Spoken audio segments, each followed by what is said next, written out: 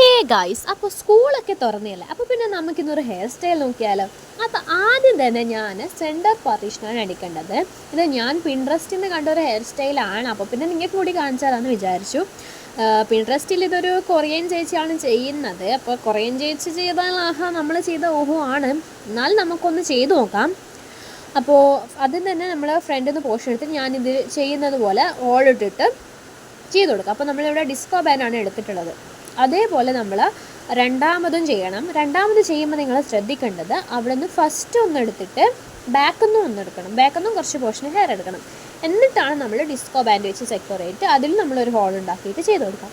ഇങ്ങനെ നിങ്ങൾക്ക് എത്രയാണോ ലെങ്തി ഉള്ളത് അതേപോലെ നിങ്ങൾക്ക് ചെയ്ത് കൊടുക്കാം. അപ്പോൾ ഈ ഒരു പ്രോസസ്സ് നമ്മൾ ചെവിയുടെ അവിടെ വരെ ചെയ്ത് കൊടുക്കാം.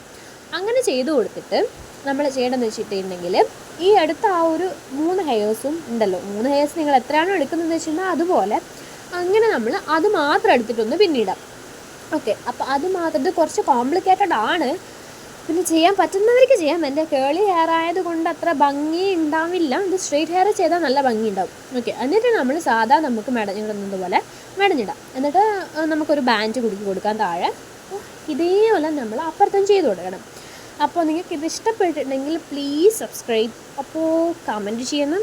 അപ്പോൾ ഓക്കെ, ബൈ ഗായ്സ്.